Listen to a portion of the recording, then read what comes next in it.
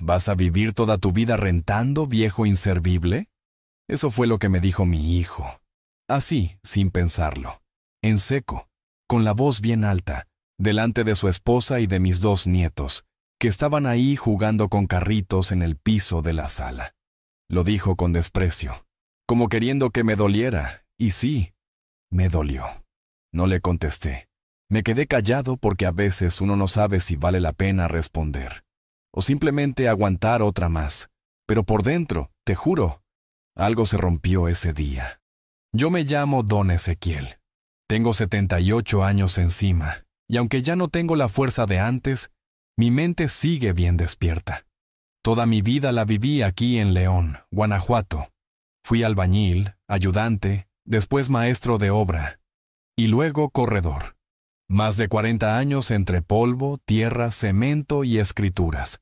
Y fue ahí, entre planos y promesas, que levanté mi nombre. No fue fácil, pero lo logré. Y también logré juntar un patrimonio que decidí guardar en silencio. Porque uno con los años aprende.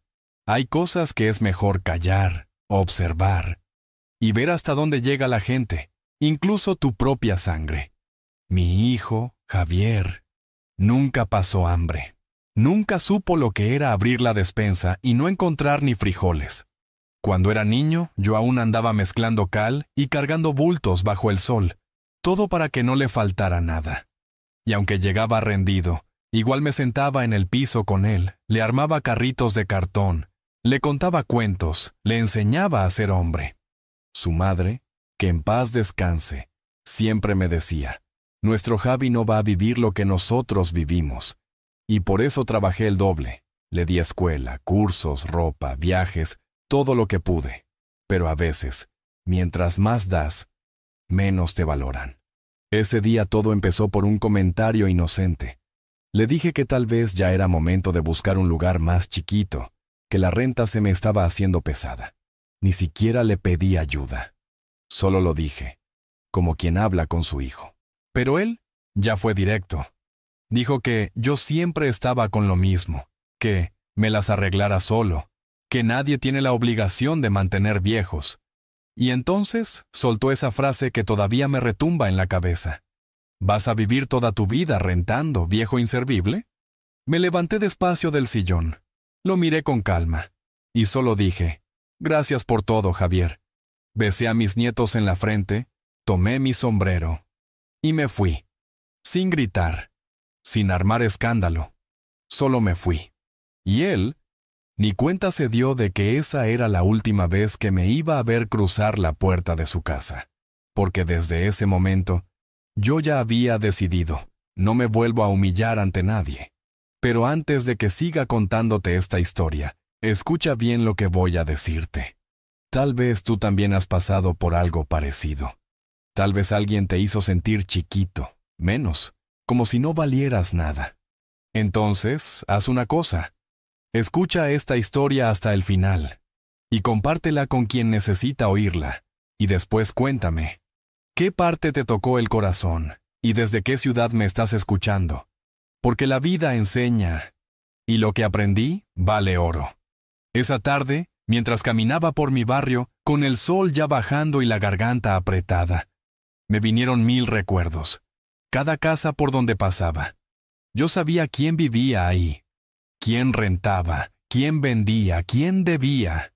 No era cualquier viejito caminando por la calle. Era yo, don Ezequiel.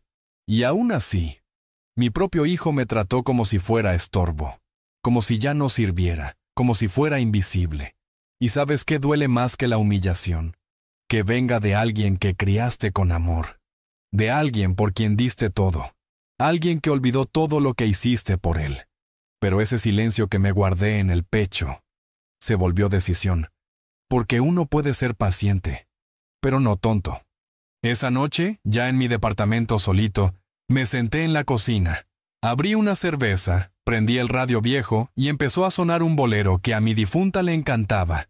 Y ahí, entre tragos y recuerdos, pensé, ya estuvo bueno de fingir que necesito, de fingir que dependo. Es hora de demostrar que el que calla también sabe actuar, y que el respeto Uno lo exige con dignidad, no con gritos. Entonces me paré, fui al ropero, saqué mi maletín negro, ese que nadie toca. Lo abrí. Y ahí estaban todas las escrituras, los papeles, los contratos, las acciones, las llaves, 15 propiedades a mi nombre. Sí, 15. Casas, departamentos, locales, todo con inquilinos, todo generando renta, todo mío. Y lo más irónico, una de las inmobiliarias más grandes de León. También era mía. Pero nadie sabía, porque yo nunca presumí. Yo siempre fui discreto. Pero ese día, decidí que ya no me iba a quedar callado, que la mejor respuesta no era un insulto, sino una acción, que la mayor venganza es vivir con dignidad. Pero antes de mover cualquier cosa, necesitaba pensar bien qué iba a hacer con todo eso. Porque tener es una cosa, saber usarlo es otra. Y ahí empezó a surgir una idea. Y esa idea creció con los días. Mientras él me mandaba mensajes como si nada, mientras mi nuera subía fotos con frases como, la familia es lo más importante. Y yo ahí, mirando todo, callado. Yo quería que se confiaran, que pensaran que el viejo inservible estaba pagando renta, contando monedas, viendo la tele solo. Porque cuando llegara el momento, yo quería ver la cara que iban a poner. Y mira, lo que vino después, ni te lo imaginas. A los 2 días Javier me escribió por mensaje como si nada hubiera pasado. ¿Ya comiste, papá?, decía. Hipocresía pura, no era preocupación, era costumbre. Porque cuando alguien te ofende de verdad, y ni siquiera se da cuenta, es porque el respeto hace mucho que se perdió. Y no respondí. Lo dejé en visto. Ese fue mi primer paso. No responder. Porque el silencio, a veces, dice más que 1000 palabras. Y después, empecé a preparar todo. Llamé a mi contador, a mi abogado viejo. Don Manuel, un amigo que conocí hace décadas cuando me ayudó con mi primer terreno. Y le dije, prepárame todo. Voy a hacer cambios. No le expliqué mucho. Solo le dije que quería dejar mi testamento en orden, revisar contratos, actualizar escrituras y, sobre todo, asegurarme de que mi hijo no tocara nada que fuera mío. Ni un centavo. Don Manuel me miró en silencio. Me ofreció un café. Y mientras revisaba los papeles me dijo, ¿estás seguro, Ezequiel? Más seguro que nunca. ¿Pasó algo con Javier? Lo de siempre. Pero esta vez cruzó la línea. Entonces, vamos a dejar todo como tú digas, pero lo hacemos bien, legal y limpio. Así fue como comenzamos, propiedad por propiedad. Verificamos a quién tenía alquilado cada lugar, a quién quería renovar, a quién no. Revisamos cláusulas, seguros, cuentas, y al final de esa semana, Javier ya estaba oficialmente fuera de todo. De la sociedad, del testamento, de las autorizaciones, hasta del seguro médico que yo le había dejado para cuando yo ya no estuviera. Todo, absolutamente todo, fue revocado, sin drama, sin escándalo, solo con tinta y ley. Eso sí, sin avisarle nada, porque lo que se planea con calma, se ejecuta con maestría. Y yo no iba a gastar mi energía en pelear con quien no valora ni siquiera el pan que se llevó a la boca gracias a mí. Durante ese tiempo, pasé más horas caminando por la ciudad que en casa. No era tristeza, era análisis. Iba de barrio en barrio viendo cómo estaban mis propiedades. Algunas necesitaban pintura, otras ya estaban mejor de lo que recordaba. Fui a ver a algunos inquilinos, conversé con ellos como si nada. Nadie sabía que yo era el dueño. Me trataban como a cualquier viejito curioso que se pasea. Y eso me hizo pensar, tal vez eso es lo que quiero ahora. Ser invisible. Que nadie sepa, que nadie espere nada, y que tampoco me pidan más. Un día pasé por una de mis casas más antiguas, una en la colonia Obregón. Era una casa de esquina con jardincito adelante y rejas verdes que yo mismo mandé poner hace más de 20 años. Y me senté en la banqueta de enfrente, bajo la sombra de un mezquite, con mi sombrero bien calado y mi bastón apoyado entre las piernas. Y mientras miraba esa casa, pensé en todo lo que vivía ahí. Ahí vivió mi mamá. Ahí me llevé a mi esposa cuando nos casamos. Ahí nació Javier. Y de repente, me vinieron los recuerdos como tormenta, los gritos de niño, los juegos, las carcajadas de mi mujer, el aroma a guiso que salía de la cocina. Y me cayó una lágrima. Pero no de tristeza, de cierre. Porque entendí que esa etapa ya había terminado. Ese mismo día le hablé a don Manuel y le dije: quiero vender la casa de la colonia Obregón, pero no a cualquiera. Quiero que la tenga alguien que la valore. ¿Y cómo vas a saber quién la merece?, me preguntó.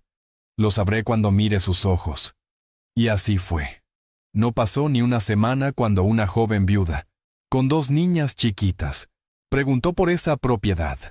Era maestra de primaria, de las que aún enseñan con el alma. Cuando la conocí, me dio la mano con firmeza, pero con humildad.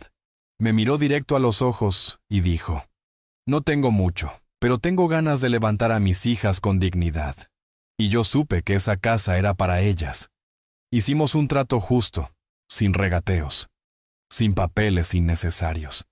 Porque hay veces que el corazón reconoce el corazón. Y yo sentí que mi historia en esa casa debía continuar en alguien que supiera lo que es luchar. Mientras todo eso pasaba, Javier seguía con su teatro. Me llamaba, me dejaba mensajes de voz, ponía a los niños a mandarme dibujitos.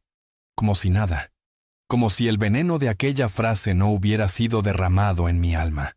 Como si un «Hola papá» pudiera borrar el desprecio.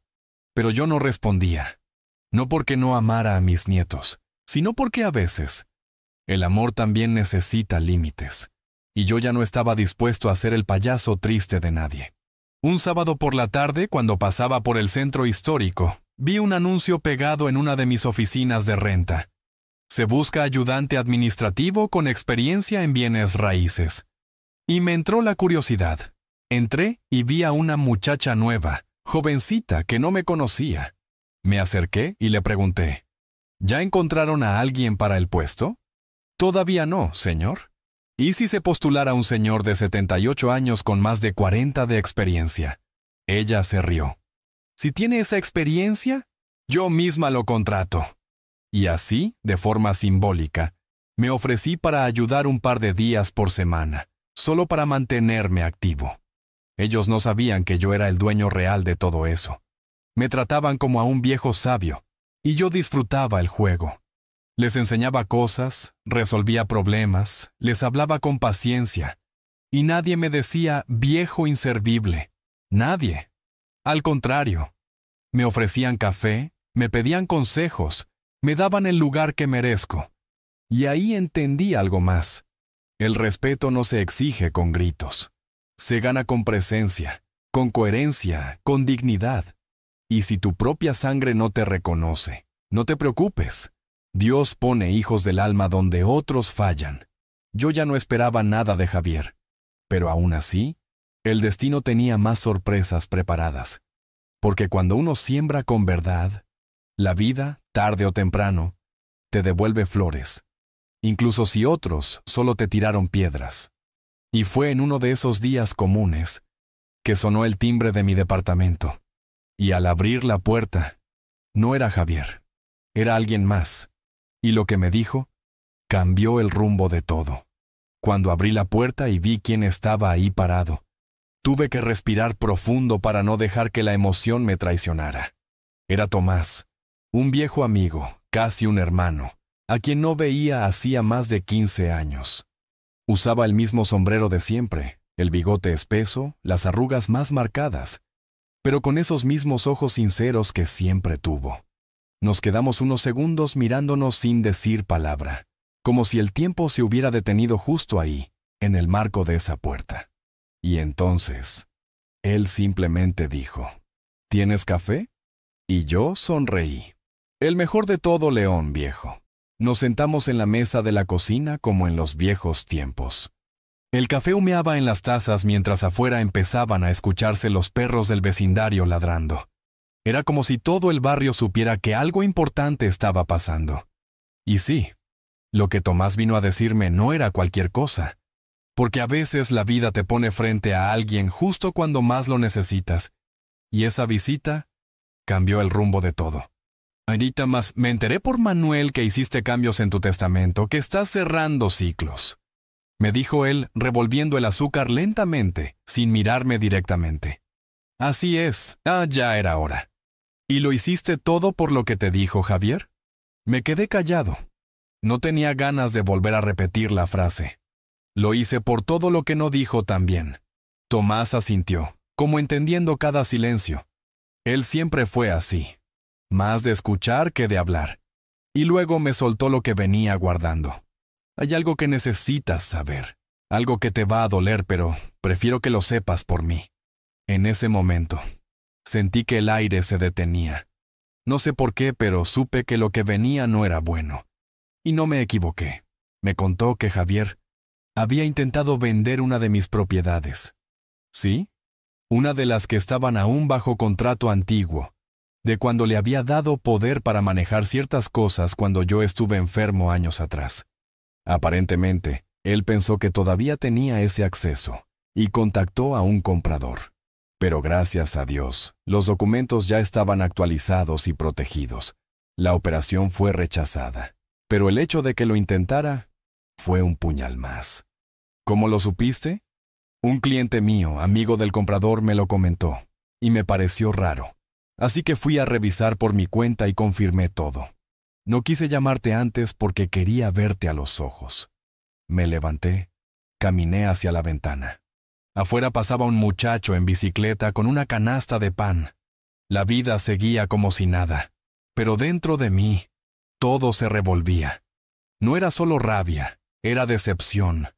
Un nivel de decepción que ni siquiera sabía que podía sentir. Gracias, Tomás. Hiciste bien en venir. ¿Qué vas a hacer? Voy a terminar lo que empecé, pero esta vez, sin piedad. No lo dije con odio. No lo dije gritando. Lo dije con la paz de quien ya no está dispuesto a cargar más peso del necesario.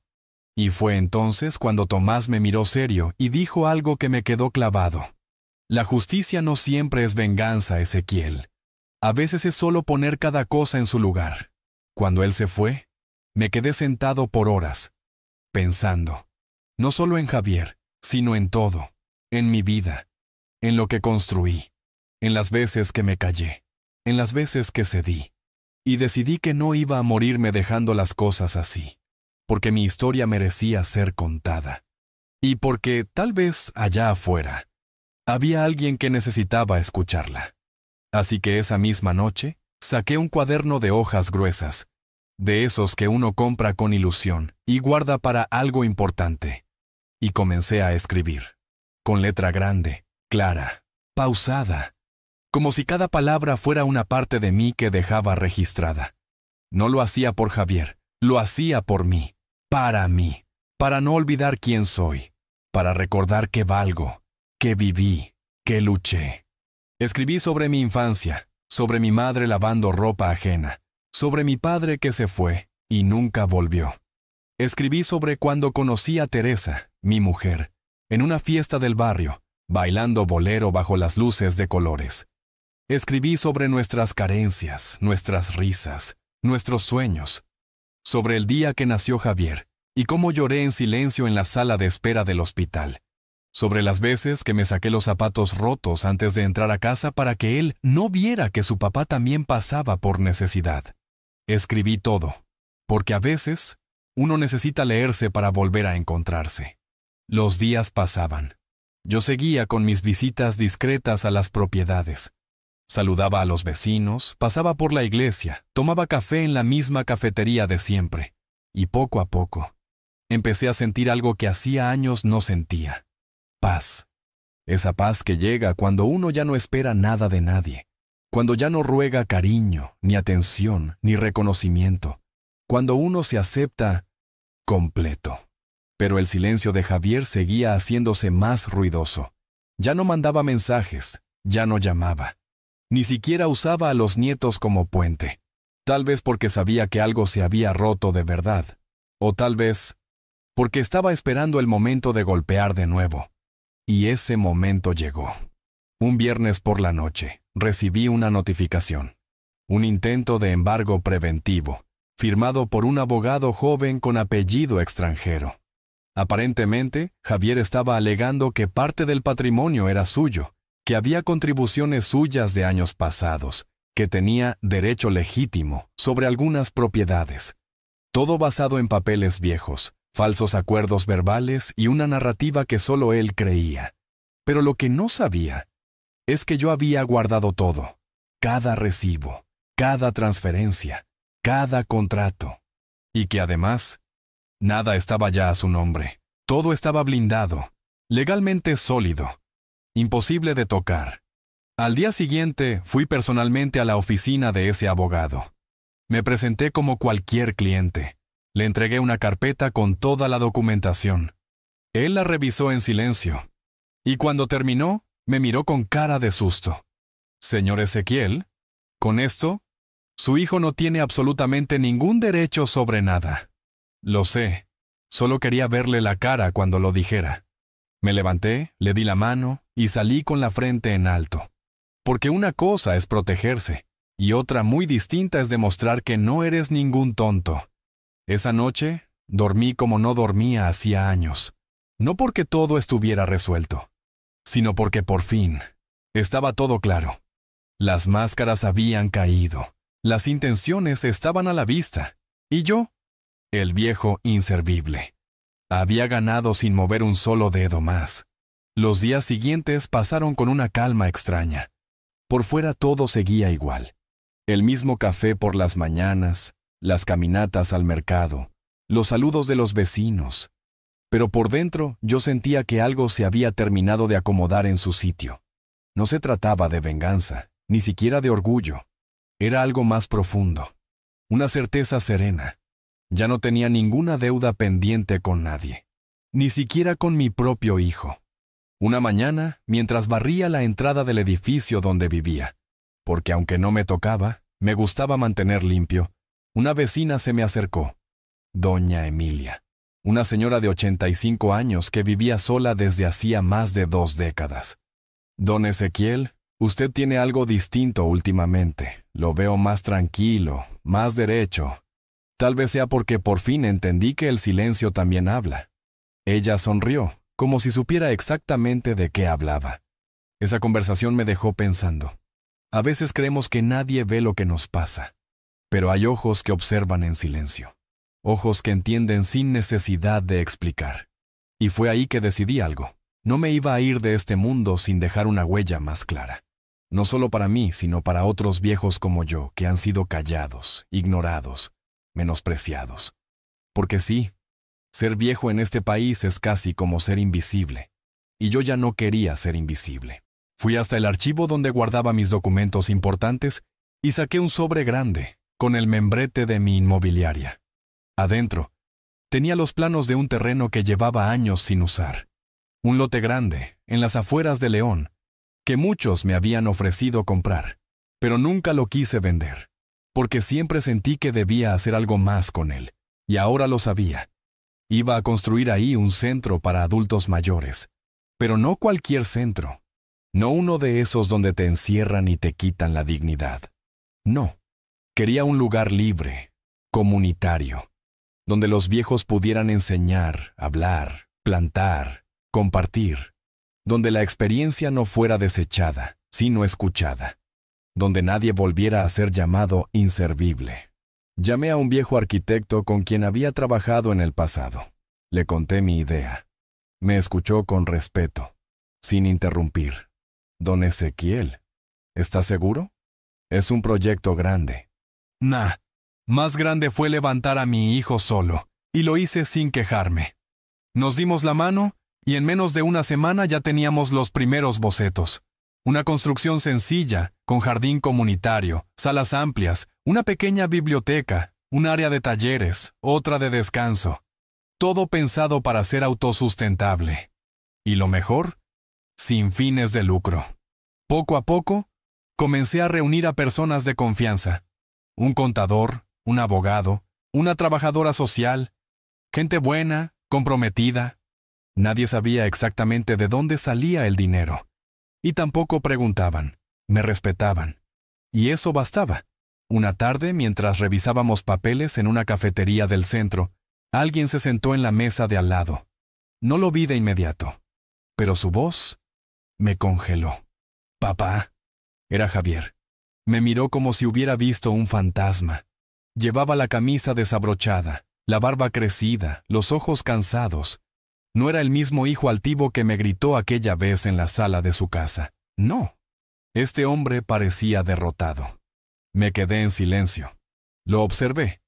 Él también me miró en silencio, como esperando algo. Pero yo no tenía palabras para él. No en ese momento. ¿Podemos hablar? Ahora no. Estoy ocupado. ¿Te puedo llamar después? Haz lo que quieras, Javier. Pero yo no te debo nada. Se quedó ahí parado, sin saber qué decir, como un niño perdido. Y luego, simplemente se fue. No le deseé mal. Tampoco bien. No sentí odio, ni pena, solo distancia, como si fuera alguien que alguna vez conocí, pero que ya no era parte de mi historia. Los días siguieron su curso. Las obras del centro comenzaron, lentas, pero firmes. Iba cada mañana a supervisar. Me sentaba en una silla al lado del terreno y veía a los albañiles trabajar. Me traía recuerdos de mis años mozos. A veces alguno me ofrecía una tortilla con sal o un café de olla. Me sentía vivo, útil y, sobre todo, en paz. Un mediodía, recibí una visita inesperada. Era la maestra que había comprado la casa en la colonia Obregón. Venía con sus hijas. Me abrazó con fuerza. Gracias, don Ezequiel. Gracias por confiar en mí. Esa casa nos ha cambiado la vida. La miré con ternura. No necesitaba escuchar más. Su gratitud valía más que cualquier herencia. Esa noche, escribí en mi cuaderno: cuando das con el corazón, la vida te lo devuelve multiplicado. A veces, no en forma de dinero, sino de propósito. Y así fue. Porque mientras muchos me daban la espalda a otros, gente que ni siquiera era de mi sangre, me daban calor, me daban lugar, me devolvían la fe. Un domingo, mientras leía en mi sillón viejo, sonó el teléfono. Era una llamada de la inmobiliaria. Una de mis encargadas me dijo que Javier había intentado entrar a una de las propiedades, alegando que era de la familia. Tuvieron que llamar a seguridad. ¿Quiere que pongamos una restricción formal, don Ezequiel? No, no es necesario. Él solo se está dando cuenta que ya no tiene lugar. Colgué y suspiré. No era rabia, era realidad. Y aunque dolía, había aprendido a vivir con ella. Porque a veces, lo que más cuesta aceptar es que los hijos también se pueden ir. Y no volver más. A partir de ese día, algo se terminó de acomodar dentro de mí. Ya no me preguntaba por qué Javier había hecho lo que hizo. Tampoco me desgastaba buscando culpables ni señales del pasado. Cuando un hijo toma el camino de la soberbia y el desprecio, no siempre es por falta de amor recibido. A veces simplemente es porque nunca aprendió a valorar. Yo había dado todo: tiempo, esfuerzo, vida. Pero entendí, con la madurez que solo dan los años, que el amor no siempre regresa en la forma que uno espera. Y uno tiene que aprender a soltar. No por rencor, sino por dignidad. Por eso seguí con el proyecto del Centro Comunitario para Adultos Mayores, como si fuera mi única misión en la vida. Porque de alguna forma, lo era. Me levantaba temprano, preparaba mi cafecito de olla con canela, me ponía mi sombrero y caminaba hasta la obra. Ahí me esperaban los albañiles con un saludo cálido, como si yo fuera uno más del equipo. Me sentaba en la misma silla todos los días, con mis planos extendidos sobre una mesa de madera, y revisaba cada detalle. El centro estaba tomando forma. La estructura del comedor ya estaba levantada, las columnas de la biblioteca también, y el patio tenía marcado el espacio para el huerto donde, si Dios me daba vida, iba a enseñar a plantar jitomates, cebollitas y cilantro a todo aquel que quisiera aprender. No buscaba reconocimiento, ni placas con mi nombre. Solo quería ver a otros viejos sonriendo otra vez. Hombres y mujeres que, como yo, habían sido relegados, olvidados por sus hijos, ignorados por la sociedad. Quería darles un lugar donde no tuvieran que pedir permiso para existir. Un viernes, cuando terminaba de revisar los avances de obra, un joven se me acercó. Era uno de los ayudantes nuevos, de no más de 20 años, delgado, con mirada tímida. Me ofreció una botella de agua y me dijo: «Don Ezequiel, ¿puedo hacerle una pregunta?». Asentí con la cabeza. ¿Por qué hace todo esto si ya está grande y podría estar descansando? Me reí, no de burla, sino con esa risa que sale cuando sabes que la juventud aún no entiende la vida. Le dije: «Porque descansar no es lo mismo que rendirse. Y porque si uno tiene algo que dar, debe darlo, hasta el último respiro». El joven se quedó pensando, bajó la mirada y dijo: «Mi abuelo también era así, pero mi papá nunca lo quiso. Murió solo». Lo miré, puse mi mano sobre su hombro y le respondí: «Entonces, hónralo tú. Sé tú el nieto que él hubiera querido ver». El muchacho se emocionó. Se limpió los ojos y volvió al trabajo. Y yo me quedé ahí, mirando el cielo, sintiendo que, aunque no tenía a mi familia de sangre cerca, algo estaba floreciendo dentro de mí. Algo limpio, algo verdadero. Un par de días después, recibí una carta en el buzón, escrita a mano. Reconocí la letra desde el primer trazo. Era de Javier. No tenía sobre con remitente. Solo decía «Papá» al frente. Me senté en la sala, abrí el papel con cuidado, como si tuviera vidrio en las manos, y empecé a leer. «Papá, no sé cómo empezar esta carta. Me da vergüenza escribirte después de todo lo que pasó. No te pido que me perdones. Solo quiero explicarte. Desde que mamá murió sentí que te alejaste, que te cerraste, que ya no eras el mismo. Me sentía solo, confundido, y en vez de acercarme, me volví duro, exigente, amargado. Lo que te dije aquel día no tiene perdón, lo sé, me pasé, pero quiero que sepas que cada día desde entonces me he arrepentido. Te veo desde lejos, sé lo que estás haciendo, supe del centro, supe que me sacaste de todo, y está bien, te lo mereces todo. Yo no merezco nada. Solo quería que supieras que te admiro, que aunque no lo dije nunca, siempre fuiste mi héroe, y que si algún día quieres, aunque sea, hablar conmigo, aquí estaré. Tu hijo, Javier». Me quedé en silencio, largo rato. No lloré, pero sentí una punzada en el pecho que no supe nombrar. No contesté la carta, no porque guardara rencor, sino porque no necesitaba responder. Aquello era de él, era su proceso. Y si en algún momento la vida nos volvía a cruzar, sería porque así debía ser. Yo ya no iba a correr detrás de nadie. Ya no. Mientras tanto, el centro seguía creciendo. Llegó el día en que abrimos la primera puerta. Fue un domingo por la mañana. Invitamos a un grupo pequeño de adultos mayores de diferentes barrios. Hombres con bastón, mujeres con rebozo, algunos en silla de ruedas. Cuando cruzaron la reja principal, vi sus rostros transformarse. Era como si entraran a un refugio. Había sillas cómodas, café caliente, pan dulce, libros abiertos sobre las mesas, música suave sonando de fondo. Los vi sentarse, charlar, reír.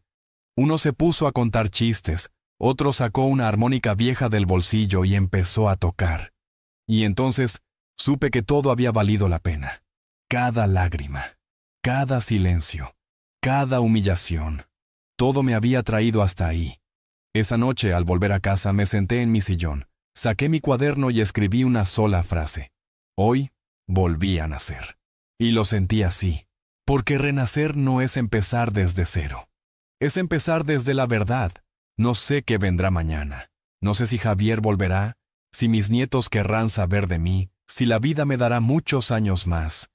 Pero hoy, a mis 78, sé que no me fui del mundo sin dejar algo bueno. Y eso nadie me lo puede quitar. Después de aquella primera apertura del centro, la vida empezó a tener un ritmo diferente. Ya no despertaba con la sensación de estar solo en el mundo. Ahora sabía que cada día había alguien esperando una conversación, una historia, una taza de café o simplemente compañía. Porque a veces Lo que más necesita uno no es dinero ni grandes cosas, sino ser visto, ser escuchado. Y ahí, en ese centro que había nacido de las cenizas de mi tristeza, empezaba a florecer algo que no había sentido en años. Propósito. Yo seguía sin buscar reconocimiento, ni en prensa, ni en redes sociales, ni en nada de eso. Pero la gente del barrio ya empezaba a hablar. ¿Ya supiste lo que hizo don Ezequiel? Dicen que construyó todo con su propio dinero. ¿Quién lo viera tan calladito y haciendo tanto bien? Esas frases me llegaban a los oídos. Y aunque no decía nada, por dentro me sentía firme. No orgulloso, sino completo. Porque uno no necesita alardear lo que es verdadero. Un miércoles por la tarde, mientras supervisaba un taller de pintura para señoras mayores, se me acercó un hombre alto, de lentes, bien vestido. Se presentó como periodista de un medio local. Me dijo que había escuchado sobre el centro y que quería hacer una nota, una entrevista, algo para difundir lo que estábamos haciendo. Le respondí con educación. Mire, joven, yo no hice esto para que me saquen en ningún periódico. Pero si su nota va a servir para que otros ancianos se enteren de que aquí hay un lugar para ellos, entonces hágala. Pero póngale mi nombre solo si es necesario. Porque lo que importa no es quién lo hizo, sino para quién fue hecho. Él sonrió y me dio la mano. 2 días después, salió una pequeña nota con una foto del centro, sin mi imagen, solo mi nombre al final. Y no imaginaba yo lo que iba a causar eso. En las semanas siguientes, llegaron decenas de personas nuevas. Abuelitos de otras colonias, de zonas más pobres, mujeres que venían de asilos donde las trataban como trapo viejo. Algunas lloraban al entrar. Una de ellas, doña Margarita, me abrazó fuerte y me dijo, «Don Ezequiel, pensé que ya no me quedaba nada en la vida, pero este lugar me devolvió el alma». Y yo me quedé sin palabras, porque no hay mayor recompensa que saber que tu dolor sirvió para sanar el de otros.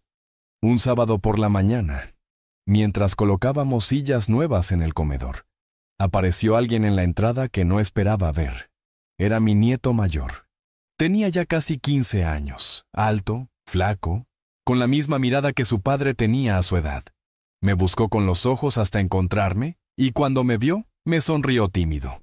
Caminó hacia mí y se paró en silencio. Yo dejé lo que estaba haciendo y lo observé. No lo veía desde hacía meses. Desde aquel día en la sala, cuando su padre me gritó lo imperdonable. No sabía si debía abrazarlo, si debía decir algo. Pero él habló primero. «Abuelo, ¿me puedo quedar un rato contigo?» Asentí. Le di una silla. Se sentó a mi lado. No hablamos mucho.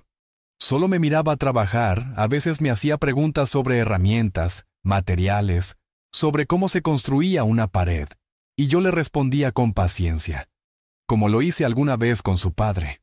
Al final del día, antes de irse, me dijo, «Papá no sabe que vine, pero quería verte, porque mamá nos contó lo que estás haciendo, y yo quería ver si era cierto». Le puse la mano en el hombro y le dije, «¿Y qué opinas?» Él me abrazó y susurró, «Estoy orgulloso de ti, abuelo». Y eso fue todo.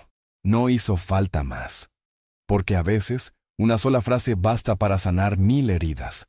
Esa noche no pude dormir. Pensé en Javier, en cómo ese muchacho que abracé con tantas ganas cuando nació, se convirtió en un hombre frío, ciego de soberbia. Y pensé también en que tal vez, con el tiempo, la vida le iba a enseñar lo que yo ya no podía enseñarle. Porque llega un punto en el que uno ya no está para dar más lecciones. Está para vivir en paz. Y si algún día él quería volver, tendría que hacerlo desde la humildad, no desde el remordimiento. Mientras tanto, el centro seguía creciendo. Cada día llegaban más personas, se abrían más talleres, se ofrecían más comidas calientes. Se formaban grupos de lectura, de canto, de tejido. El jardín ya tenía tomates verdes, flores de cempasúchil y hasta una pequeña zona de plantas medicinales. La gente llegaba temprano. Algunos traían sus historias en los ojos, otros traían cicatrices. Pero todos encontraban un rincón donde sentirse vivos, Y entonces ocurrió algo inesperado. Una fundación de la ciudad vino a visitarnos. Se habían enterado del centro por la nota en el periódico. Querían apoyarnos con materiales, con voluntarios, incluso con médicos que vinieran a dar consultas gratuitas. Me ofrecieron hacer una alianza. Me mostraron cifras, propuestas, estadísticas. Y mientras ellos hablaban, yo los observaba con atención. Al final les dije, no necesito que esto se convierta en un negocio. Si quieren apoyar, háganlo desde el corazón. Aquí no hay jefes, aquí todos somos uno. Si respetan eso, bienvenidos. Y aceptaron. Porque cuando la verdad es clara, no necesita ser defendida. Esa noche, al cerrar la última puerta del centro, me quedé un momento mirando el cielo. La luna llena brillaba sobre el techo recién pintado. Y pensé, tal vez, si mi esposa me está viendo desde algún lugar, está sonriendo. Y eso bastaba. Porque todo lo que hacía, aún lo hacía con ella en el corazón. Siempre. Pasaron unas cuantas semanas después de la visita de mi nieto, y no volví a saber de Javier. Ningún mensaje, ninguna carta, ninguna señal. Y para serte sincero, no lo esperaba, no lo necesitaba, porque algo dentro de mí ya se había cerrado, como una herida vieja que dejó de sangrar. No porque sanó del todo, sino porque aprendiste a vivir con la cicatriz. Yo seguía enfocado en el centro, que ahora ya tenía nombre, la Casa de los Abuelos. Un nombre simple, pero lleno de verdad, porque eso era un hogar, un lugar donde los viejos no eran estorbo, ni carga, ni molestia, donde cada arruga contaba una historia, y cada paso lento tenía su propia dignidad. Las actividades seguían creciendo. Un grupo de señoras organizó una clase de cocina tradicional, y otro grupo de hombres comenzó a restaurar muebles antiguos. Cada vez que pasaba por ahí, los escuchaba reír, discutir recetas, compartir secretos de oficios que ya casi nadie recordaba. Un día, uno de los abuelos, don Rogelio, me dijo mientras lijaba una silla, «Ezequiel, aquí me siento útil de nuevo. Es como si me devolvieras los años que ya creía perdidos». Y esas palabras me quedaron grabadas en el alma. Porque todo este esfuerzo, cada ladrillo, cada peso invertido, valía la pena si lograba devolverle a alguien la sensación de pertenecer. Pero no todo era calma. Una mañana, mientras tomaba café en el patio trasero del centro, me llamaron por teléfono. Era don Manuel, mi abogado. Su voz sonaba tensa. Me dijo, «Tenemos que vernos. Es sobre Javier». Sentí un frío en la espalda, pero no pregunté. Le dije que pasaría por su oficina en la tarde. Cuando llegué, me tenía preparada una carpeta con documentos. La abrió sobre la mesa y comenzó a explicarme. «Tu hijo está endeudado hasta el cuello. Tiene embargos pendientes, cuentas sin pagar, y ahora, desesperado, ha intentado usar tu nombre para solicitar un préstamo grande. Pero gracias a que cerramos todo a tiempo, lo rechazaron». Me quedé en silencio mirando las hojas. No por sorpresa, sino por confirmación. Ya sabía que Javier era capaz de eso. Lo único que me sorprendía era hasta dónde había llegado. «¿Y ahora qué quiere hacer?», le pregunté. «Está diciendo que tú le quitaste lo que le correspondía, que lo dejaste sin nada. ¿Y tú qué le respondiste? Que lo que no se gana con respeto, no se reclama con gritos». Esa frase me hizo sonreír. Don Manuel era un hombre justo, y saber que tenía a alguien así de mi lado me daba paz. Salí de la oficina con la carpeta en la mano, y mientras caminaba por las calles del centro, me crucé con una pareja joven empujando un cochecito de bebé. Se detenían a mirar los escaparates, reían bajito, se tomaban de la mano, y pensé en Teresa y en mí, cuando éramos jóvenes, cuando soñábamos con una casa propia, con una familia unida. Recordé cómo cargué a Javier por primera vez, aquella madrugada de hospital, cuando las enfermeras me lo pusieron en los brazos temblorosos. Cómo juré que nunca le faltaría nada. Y lo cumplí. No le faltó nada. Lo que nunca imaginé fue que algún día él me vería como un estorbo, como alguien que debía desaparecer. Volví al centro más tarde, y traté de sacarme esa tristeza de encima. Me senté con los demás a escuchar historias. Una señora contaba cómo aprendió a bordar con su abuela en un pueblito de Zacatecas. Otro hablaba de su época como músico de mariachi, y poco a poco, la pena se fue diluyendo. Porque eso tiene la comunidad, sana sin darte cuenta. Un domingo cualquiera, mientras preparábamos un evento para el Día del Abuelo, sonó el timbre del centro.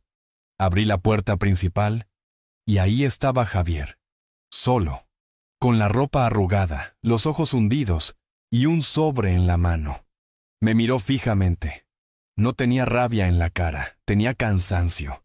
Un cansancio profundo, como quien ya no tiene excusas que ofrecer. No dijo ni una palabra. Me extendió el sobre. Lo tomé, sin abrirlo. Me miró de nuevo, y se fue. Así, sin decir nada. Sin pedir perdón, sin reclamar, sin llorar. Solo se fue. Esperé a estar solo en mi oficina del centro para abrir el sobre. Dentro, había una carta breve. Decía, «Papá, lo perdí todo. El dinero, el trabajo, la familia. Me quedé sin nada, pero me di cuenta que lo único que realmente perdí fuiste tú». No lloré. Ya no tenía lágrimas para eso. Solo cerré los ojos, respiré hondo, y agradecí no haberme rendido.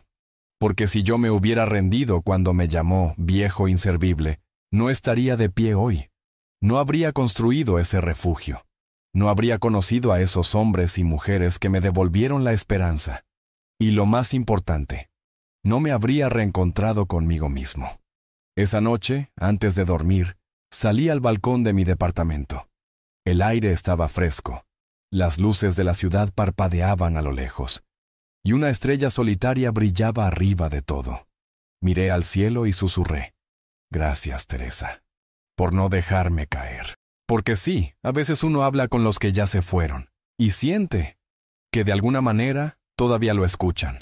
Después de aquella última carta, Javier no volvió a aparecer. Ni una llamada, ni un mensaje, ni siquiera una visita silenciosa como aquella vez en la cafetería. Fue como si su figura se hubiera desvanecido, como si se disolviera en su propia derrota. Pero no lo digo con rencor. Ya no. Lo digo con la serenidad de quien entendió que hay personas que solo regresan cuando necesitan algo, y que cuando no hay nada que sacar, simplemente desaparecen. Y aunque me doliera, aunque llevara su sangre en las venas, yo ya había aceptado eso, que no todos los vínculos son eternos, que hay relaciones que uno tiene que soltar para salvarse a sí mismo. Lo que sí me quedó claro es que nunca más iba a dejar que alguien definiera mi valor. Mientras tanto, la casa de los abuelos ya era un lugar conocido en toda la ciudad. Gente llegaba desde colonias lejanas. Algunos tomaban 2 camiones solo para venir a compartir un café y una conversación. Y todos, absolutamente todos, traían una historia a cuestas. Algunas eran de abandono, otras de lucha, muchas de pérdidas. Pero todas, sin excepción, eran valientes. Porque vivir tantos años no es poca cosa.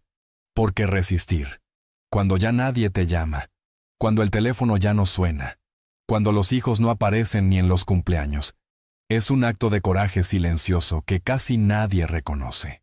Un lunes por la mañana, mientras regaba el huerto, me encontré con don Abelardo, uno de los viejos más callados del grupo.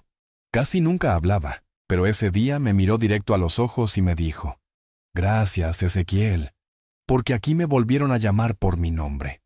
En mi casa ya nadie se acuerda cómo me llamo. Me dicen el viejo, si es que me dicen algo». Me quedé congelado. No supe qué responder. Solo le puse la mano en el hombro y le dije, «Aquí usted no es ningún viejo. Aquí es don Abelardo y su voz tiene peso». Él asintió con los ojos húmedos. Y ese momento me dejó marcado, porque me di cuenta de que no estábamos salvando cuerpos. Estábamos salvando nombres, memorias, identidades. A los pocos días llegó una mujer a buscarme. Se llamaba Marta. Tendría unos 50 y tantos, bien vestida, pelo recogido, rostro cansado pero digno. Se presentó como la exesposa de Javier. Me sorprendí, no por su presencia, sino porque nunca había hablado con ella más que en reuniones familiares distantes. Me dijo que necesitaba hablar conmigo, a solas. La llevé a mi oficina del centro y nos sentamos frente a frente. Me miró con honestidad y me soltó. Yo no vine a hablarle mal de Javier. No me interesa, pero sí quiero agradecerle, porque lo que usted está haciendo aquí salvó a mis hijos. Desde que ellos vinieron a verlo, cambiaron. Empezaron a preguntar por usted, a hablar con más respeto, a ayudar en casa, a valorar otras cosas. Se le quebró la voz. Javier está hundido, don Ezequiel. No lo justifica, pero es la verdad. Perdió su trabajo, vive en una pensión y apenas ve a los niños. Y a pesar de todo, ellos lo siguen queriendo. Y lo único que piden es volver a verlo a usted. La miré en silencio. Sentí una mezcla de emociones difícil de explicar. Por un lado, el viejo herido que aún vivía dentro de mí quería decir, ya es tarde. Pero el otro, el que había renacido en este lugar, entendía que la vida siempre da vueltas y que a veces el amor verdadero no está en olvidar, sino en sostener la distancia con respeto. Le dije, Marta, mis nietos siempre tendrán un lugar aquí, siempre, mientras yo respire, pero Javier, él tendrá que encontrar su camino solo. Ella asintió. No discutió, no rogó. Solo se levantó, me agradeció con un abrazo breve y se fue. Ese día me quedé más tiempo del habitual en el centro. Me senté en una de las bancas del patio bajo la sombra de una bugambilia que habíamos plantado hacía poco. Escuchaba las risas de los otros abuelos, los pasos lentos, el murmullo de conversaciones largas, y pensé en lo que habíamos logrado, en cómo, sin buscarlo, este lugar se había convertido en mi familia. Una familia distinta. Una familia sin apellido, sin herencia, sin obligación. Una familia construida desde la ternura y el dolor compartido. Esa noche, cuando llegué a casa, abrí mi cuaderno y escribí una sola frase. El que aprende a vivir con dignidad ya no depende del amor de quienes no supieron verlo. Y lo sentí con todo el peso del alma. Porque después de tantos años de silencios tragados, de respeto malentendido, de humillaciones camufladas como bromas, yo por fin me había encontrado a mí mismo. Y me gustaba quién era. La semana siguiente celebramos el primer aniversario del centro. No hice invitaciones formales, solo corrí la voz entre quienes venían con regularidad. Pero para mi sorpresa, ese día llegaron más de 100 personas. Algunos trajeron pasteles caseros, otros flores del mercado, otros solo su presencia y sus historias. Hicimos una misa sencilla en el patio, colgamos fotos viejas de los que ya no estaban, cantamos canciones de nuestra infancia. Y ahí, entre esas voces temblorosas, vi a mis nietos llegar, solos, sin avisar. Caminaban con seguridad, con una caja envuelta entre las manos. Me buscaron entre la gente, y cuando me encontraron, me abrazaron como si hubieran cruzado un desierto. «Abuelo, esto es para ti». Abrí la caja. Dentro había un cuaderno artesanal, con fotos nuestras, cartas que me habían escrito, dibujos de cuando eran niños. No pude hablar. Solo los abracé, y ellos entendieron. Porque hay gestos que dicen más que cualquier palabra.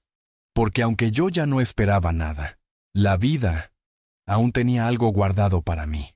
Después de aquel aniversario, algo cambió en el ambiente del centro. No fue un cambio visible, ni algo que se pudiera señalar con el dedo, pero se sentía, como cuando llueve después de una larga sequía y de repente el aire huele distinto, como si todo respirara más profundo. Tal vez era yo, tal vez eran ellos, o tal vez todos estábamos sintiendo que ese lugar, que nació del silencio y la humillación, ya se había convertido en un refugio sagrado para quienes cargábamos años, recuerdos y heridas en los hombros. Ya nadie preguntaba quién había construido el centro. Tampoco era importante quién lo dirigía, porque todos lo sentíamos nuestro. Cada ladrillo, cada planta en el jardín, cada banca pintada a mano tenía un pedazo de historia pegado. Y aunque yo había sido quien levantó todo, ya no me sentía el dueño. Me sentía parte, igual que los demás. Mis nietos empezaron a venir con frecuencia. Me buscaban los fines de semana, ayudaban a servir el café, organizaban pequeñas actividades, leían libros en voz alta a los abuelos que ya no podían ver bien. Era bonito ver cómo se involucraban sin que nadie les pidiera. Nadie los forzaba. Ellos venían porque querían. Y eso, para un viejo como yo, que ya no esperaba nada de su sangre, era como un regalo del cielo. Un día, el más pequeño, que tenía solo 10 años, me dijo: «Abuelo, cuando sea grande, quiero hacer algo como esto, pero para niños». Lo miré, le revolví el cabello y le dije: «Entonces empieza por respetar a los viejos, mijo, porque el que no honra el pasado no sabe construir el futuro». Me sonrió y me abrazó fuerte. Ese abrazo me sostuvo toda la semana. Un miércoles por la tarde, recibí una carta. Esta vez no era de Javier, era del gobierno municipal. Querían reconocer el trabajo del centro. Me ofrecían una medalla, un reconocimiento público, un evento con prensa y todo. Lo leí varias veces, no por vanidad, sino por incredulidad, porque yo nunca busqué aplausos. Todo esto nació de una herida, y no me parecía justo colgarme una medalla por haber sobrevivido al dolor. Fui al centro esa misma tarde y reuní a todos los abuelos que estaban en ese momento.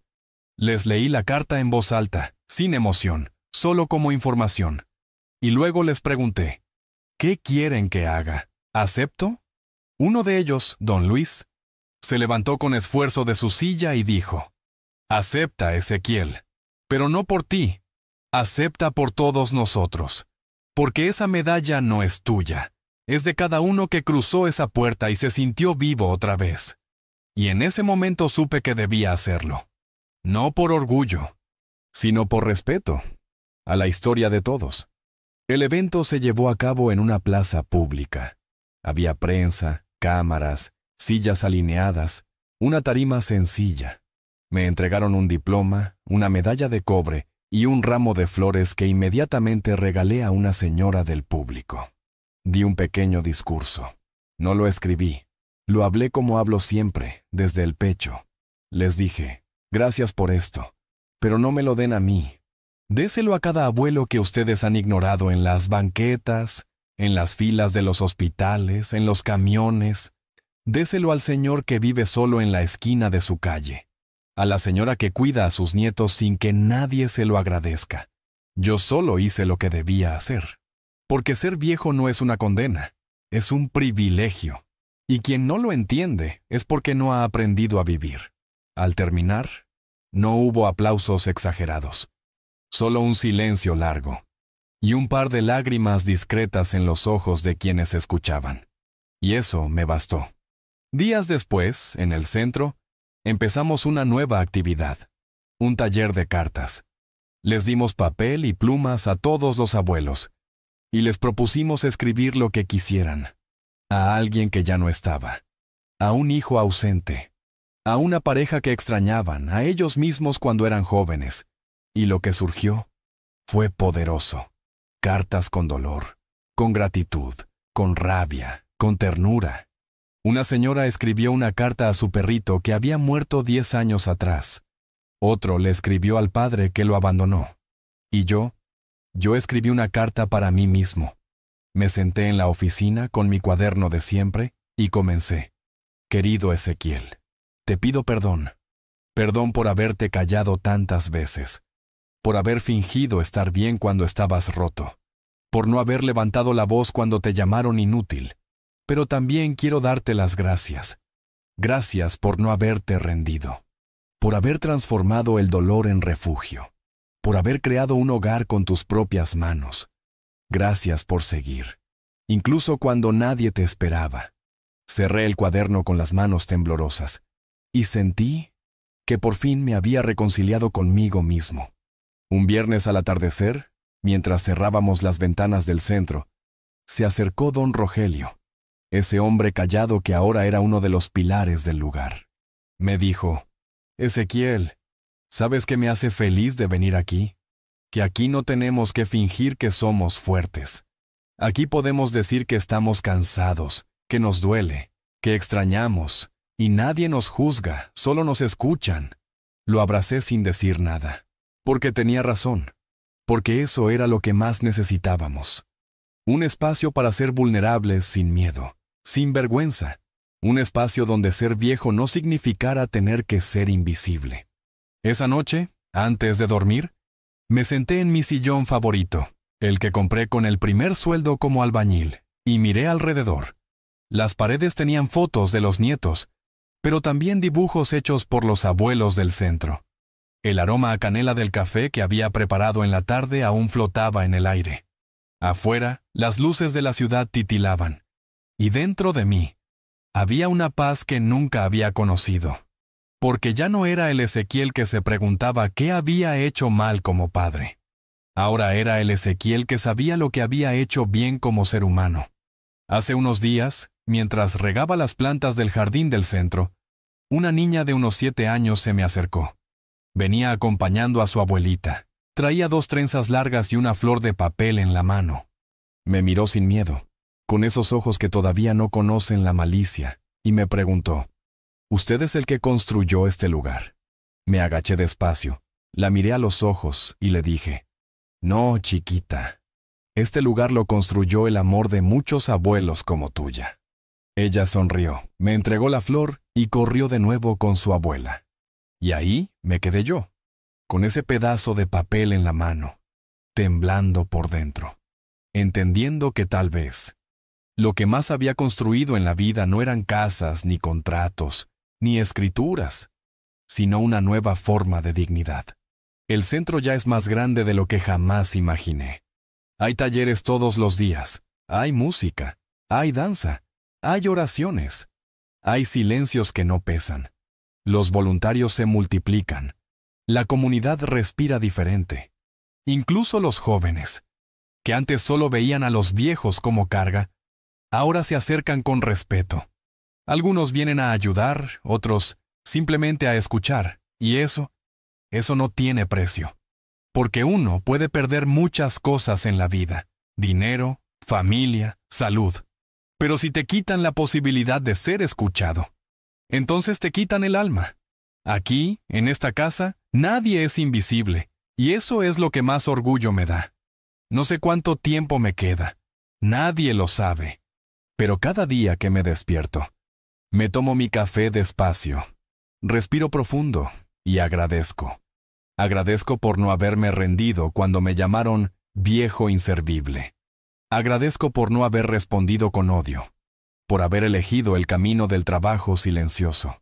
Porque si algo aprendí en esta vida, es que el verdadero poder está en el silencio que construye, no en el grito que destruye. Y aunque a veces me siento cansado, aunque hay días en los que el cuerpo duele y la espalda cruje, basta con ver las caras de mis compañeros para recordar por qué sigo aquí. Javier no volvió. Desde aquella carta no supe más de él.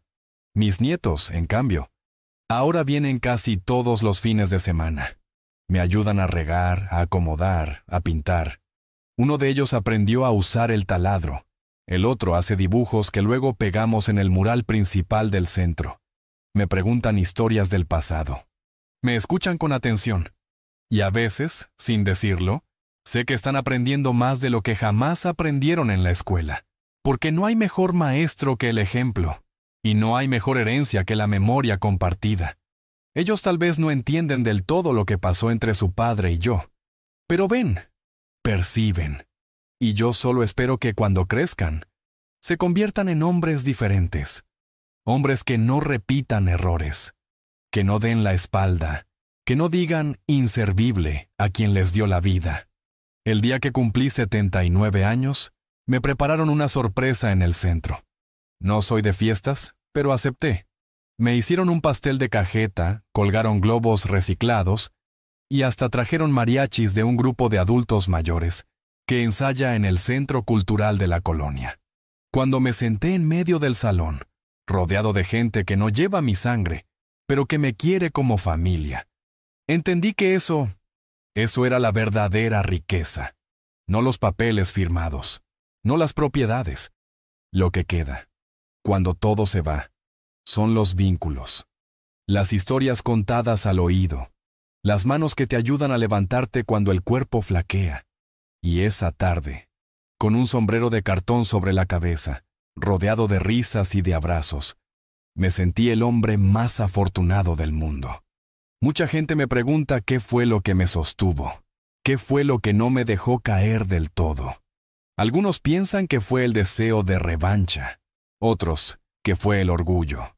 Pero la verdad fue la memoria de Teresa, mi esposa, su voz suave, su fe inquebrantable, sus palabras de aliento cuando yo llegaba cansado y sucio de la obra, su forma de mirarme, como si yo siempre pudiera con todo.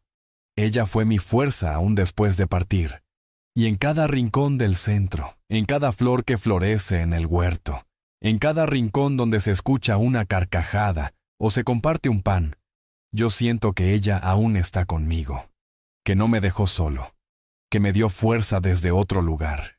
Hoy vivo en un pequeño departamento que está al lado del centro. No necesito más. Tengo lo esencial: mi cama, mis libros, mi radio viejo y una ventana desde donde veo a los abuelos llegar cada mañana. Algunos arrastran los pies, otros vienen apoyados en bastón. Pero todos llegan con ganas, con vida, con algo que decir. Y eso, para mí, es suficiente. Ya no tengo lujos, pero tengo paz. Ya no tengo todas las respuestas, pero tengo certezas. Y la más importante de todas es que no me fallé a mí mismo. Que a pesar de la traición, del abandono, del desprecio, elegí seguir. Y seguí con dignidad. Algunos días, cuando me siento más reflexivo, camino entre los pasillos del centro y me detengo a mirar las fotos colgadas en la pared.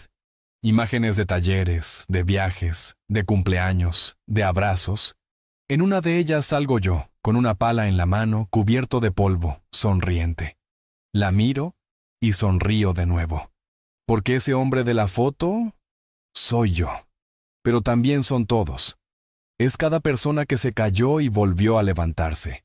Es cada abuelo que fue llamado estorbo y ahora es ejemplo. Es cada historia de resistencia callada que nadie cuenta en televisión, pero que vale más que cualquier novela. Y es por eso que decidí dejar esto escrito. Porque no quiero que mi historia se pierda cuando ya no esté. Porque tal vez, en algún lugar, haya otro viejo que esté escuchando esto con los ojos mojados, preguntándose si vale la pena seguir. Y yo quiero que sepa que sí, que siempre vale la pena.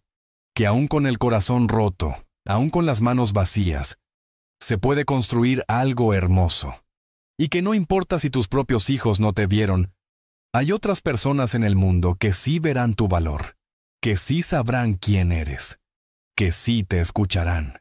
Y así, mi hijo, mi nieto, quien sea que esté oyendo esta historia, te digo desde mi alma, nunca permitas que nadie te quite tu dignidad. No importa si te llaman estorbo, si te dicen que ya no sirves, tú sabes lo que vales, tú sabes lo que diste, tú sabes quién eres. Y si llega el día en que todo parezca perdido, respira hondo y empieza de nuevo. Porque mientras respires, siempre hay algo que sembrar. Y ahora sí, si llegaste hasta aquí, gracias por escucharme. Y también quiero pedirte algo. Cuéntame. ¿Esta historia te tocó el corazón de alguna forma? Y dime también, ¿desde qué rinconcito del mundo me estás escuchando? Porque aunque no te vea, me gusta pensar que allá, del otro lado, hay alguien como tú, que entiende lo que se siente vivir con el alma abierta.